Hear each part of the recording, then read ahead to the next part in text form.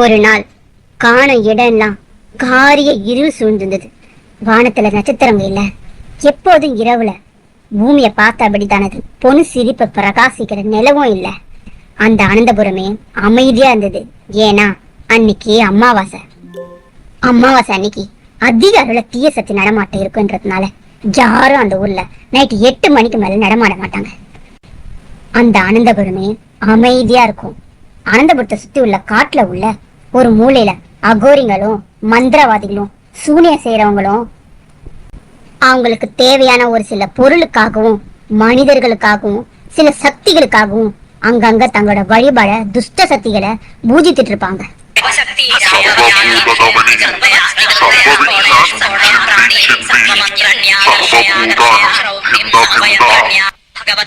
அமாவாசை அன்னைக்கு மட்டும் அனந்தபுரத்தை சுத்தி உள்ள காடுகளை அநேக இடத்துல அழுகுரல் மட்டும் கேட்டுக்கிட்டே இருக்கும்.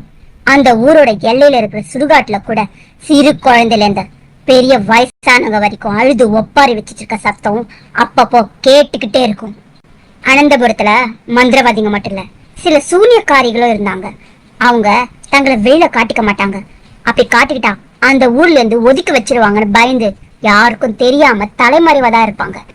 ஆனா அமாவாசைக்கு மட்டும் அந்த நாள்ல யாருக்கும் தெரியாம தங்களோட மறைவிடத்துல தெய்வங்களுக்கு பூஜை செஞ்சு அவங்க துஷ்ட சக்திகளை பயன்படுத்திட்டு இருப்பாங்க. இந்த அமாவாசை நாளுக்காகவே ஊர்ல உள்ள சில பெரிய மனுஷங்களாம் காத்துக்கிட்டு இருப்பாங்க. ஏன்னா அன்னைக்கு அங்க இருக்கிற மந்திரவாதி கிட்ட சொல்லி தங்களுக்கு தேவையான பெண்களை வசியம் செய்யறதும் தங்களுக்கு தேவையான காரியங்கள் நிறைவேற்றிக்கிறதுக்காகவும் அவங்கள பயன்படுத்திப்பாங்க. அதனால அவங்களுக்கெல்லாம் உடனே அந்த ஊர்ல பல பெரிய மனுஷங்களும் இருந்தாங்க. அதனாலேயே அமாவாசை அன்னைக்கு யாரும் தங்களோட வீட்டை விட்டு வெளியில வரமாட்டாங்க. அவங்களோட வீட்டோட ஜன்னல் கதவு எல்லாமே மூடப்பட்டிருக்கும்.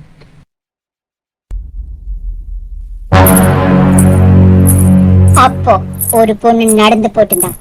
அவ கருப்பு சேலை அணிஞ்சிட்டு இருந்தா. அவ கால்ல போட்டிருந்த கொலுசு சத்தம் ஜல்லு ஜல்லுன்னு சத்தம் போட்டுக்கிட்டே இருந்துச்சு.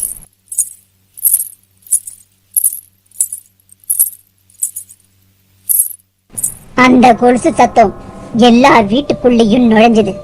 அந்த சத்தத்தை கேட்டு எல்லாரும் பயந்து நடுங்கிட்டு வீட்டுக்குள்ளே இருந்தாங்க. யாரும் வெளியில வரல. எங்க வெளியில வந்தா அந்த சக்தி நம்மள ஏதாவது பண்ணிடுமோன்னு பயந்து வீட்டுக்குள்ளேயே எல்லாரும் முடங்கி கிடந்தாங்க.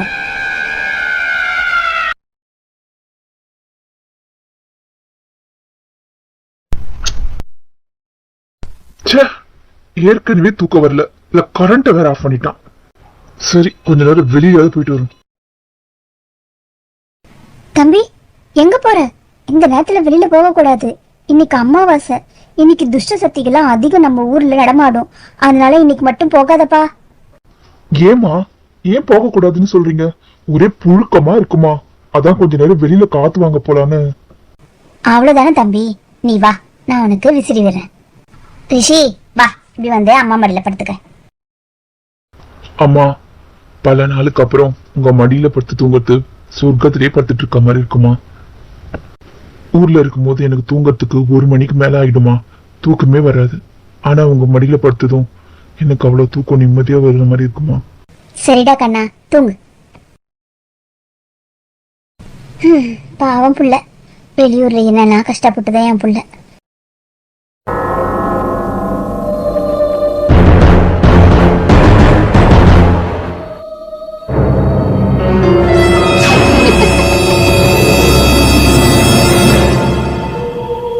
யார் இவ? இவள் அதுக்கு முன்னாடி எங்கேயோ பார்த்த மாதிரி இருக்கே. அச்சோ, இன்னைக்கு அமாவாசைல. இன்னைக்கு நம்ம வெளியிலே வந்திருக்க கூடாது. மாமாவை பார்க்கணுன்ற ஆசையில இன்னைக்கு அமாவாசைன்றத கூட மறந்துட்டேனே. உடனே திரும்பி வீட்டுக்கு போகணும். ஏற்கனவே ரிஷி மாமாக்கு ஐ லவ் யூ யாரும் மெசேஜ் அனுப்பிட்டாங்க. நம்ம ஏன் ரிஷி மாமாக்கு இந்த மந்திரவாதி மூலமா வசியம் வைக்கக்கூடாது? இல்ல இல்ல, வேண்டாம். நாம நம்மளுடைய முன்னோர்கள் மாதிரி வசியம் அது இதுன்னு எல்லாம் பண்ணக்கூடாது. நம்மளோட முன்னாடி தலைமுறையில சூனியம் மந்திரம்னு தெரிஞ்சதுனால தானே நம்ம அம்மாவை எழுந்தோம். திரும்ப எனக்கு ஏன் அதை யோசனை வந்து அம்மா. அவங்க அம்மாவை பத்தி நினைச்சுக்கிட்டே அவந்திகா அவங்க அம்மா வாழ்ந்த காலத்தை பத்தி நினைக்க ஆரம்பிச்சா. கடந்த காலத்துக்குள்ள போனா அன்னைக்கும் இது போலதான் ஒரு அமாவாசை. அது மட்டும் இல்லாம மந்திரவாதிகளோட நடமாட்டமும் சூனியக்காரங்களோட நடமாட்டமும் அதிகமாக இருந்தது அந்த ஊர்ல. அந்த ஊர்ல இருந்த பெரியவங்க எல்லாம் சேர்ந்து ஒரு திட்டம் போட்டுட்டு இருந்தாங்க. அது என்னன்னா, எப்படியாவது இந்த ஊர்ல இருக்கிற மந்திரவாதிகளையும் சூனியக்காரங்களும் ஒழிச்சு கட்டணும் அப்படின்னு நினைச்சு ஒரு திட்டம் போட்டிருந்தாங்க.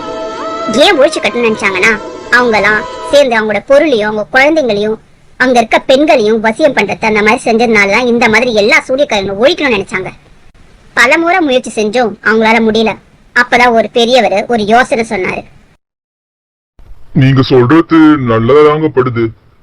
ஆனா இது நடக்குமா? இத நாம எப்படி செய்யறது? இத மட்டும் நம்ம சரியா செஞ்சா நாம நினைச்சபடி எல்லாமே நடக்கும். இந்த ஊரை சுத்தி இருக்கிற சூனியக்காரங்களையும் மந்திரவாதிகளையும் முற்றிலுமா நம்மளால அழிக்க முடியும். ஆனா இத செய்யறதுக்கு என்ன போல வயசானவங்க தான் வேணும்.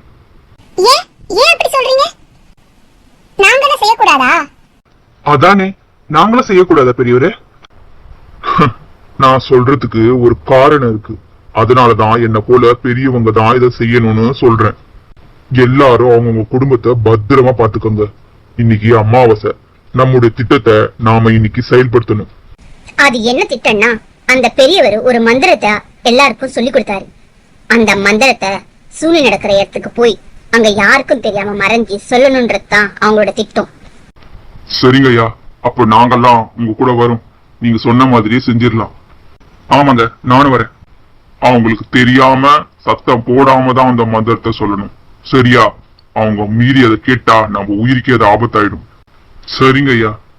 முக்கியமான விஷயம், இதுல உயிருக்கு ஆபத்து வரலாம். அதனாலதான் வயசானவங்களை மட்டும் வர சொன்னேன். வயசானவங்க இன்னைக்கோ நாளைக்கோ தெரியாது. நம்ம செய்ய வேண்டிய கடமையை செஞ்சுட்டு போகணுன்றதுனால்தான் வயசானவங்களை கூப்பிட்டேன். ஏன் ஐயா, நாங்களும் இந்த ஊருக்காக எங்க உயிரை இழக்க தயாரா தான் இருக்கோம். அப்படி இல்ல வாசு, நீங்கெல்லாம் வாழ வேண்டிய பிள்ளைங்க. உங்களுக்காக தான் நாங்க உயிரை கொடுத்து இந்த ஊரை சரி பண்ணணும்னு நினைக்கிறோம். சரி சரி, இப்படியே பேசிட்டே நிக்க வேண்டாம். வாங்க, நம்ம திட்டத்தை செயல்படுத்துறதுக்கு இப்போத்துல இருந்து தயாராகும். ஆமா ஆமா, வாங்க போலாம்.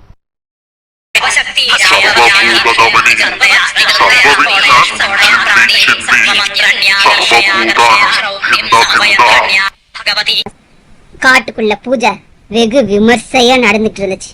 அந்த நேரத்துல அந்த காடு முழுக்க அங்க இந்த மந்திரவாதிகளோட குரல் தான் ஒலிச்சிட்டு இருந்தது.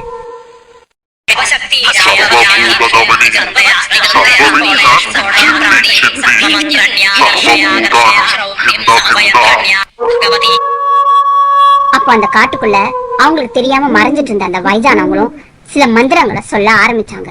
அத அவங்க காதுக்கு கேட்காத மாதிரி சொல்லிட்டு இருந்தாங்க. அந்த மந்திரங்க என்னன்னா, இவங்க சொல்ற அந்த தவறான மந்திரத்தை தடை பண்ணி அந்த மந்திரவாதிகளும் சூனியக்காரங்களும் யார நினைச்சு பூஜிக்கிறாங்களோ அவங்கள இழிவுபடுத்துற மாதிரி மந்திரம் அது. அப்படி பூஜகம் முடிஞ்சதும் ஒரு உயிர் பலியை கொடுக்கணும் அப்படின்றதான் அவங்களோட விதி. ஆனா அங்க இருந்த மந்திரவாதிகளும் சூனியக்காரங்களும் எந்த ஒரு ஆடையோ கோழியோ கொண்டு வரல. அதுக்கு காரணம், ஊர் மக்கள் நமக்கு பயந்து எதையாவது கொண்டு வந்து தருவாங்க அப்படின்னு நினைச்சிட்டு இருந்தாங்க. ஆனா ஊர் மக்கள் அப்படி எதையும் கொண்டு வரல. ஒரு வழியா துர்மந்திரத்தை சொல்லிட்டு இருந்த அந்த ஊரை சேர்ந்த மந்திரவாதிகளும் சூனியக்காரங்களும் பூஜையை முடிக்கிற நேரத்துல ஒரு உயிர் இல்லாத ஒரு கோழிய ஒரு முதியவர் அந்த அக்னி குண்டத்துல தூக்கி போட்டார்.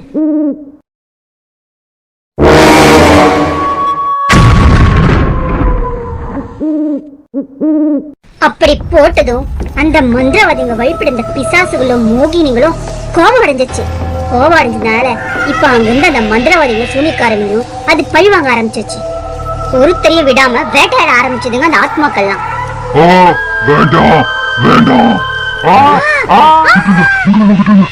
விட்டுங்க, எங்களை விட்டுங்க. மொத்த பேரையும் பழி வாங்கிடுச்சுங்க அந்த ஆத்மாக்கள். எல்லா மந்திரவாதிகளும் சூனியக்காரங்களும் ஒழிஞ்சாங்க. இதே மாதிரிதான் அவந்திகாவோட அம்மாவும் ஒரு பூஜை நடத்திட்டு இருந்தா. அப்ப அவ முகம் முழுக்க மூடிட்டு இருந்ததுனால அவ யாருன்னு ஊர்ல இருக்கவங்க யாருக்குமே தெரியாது.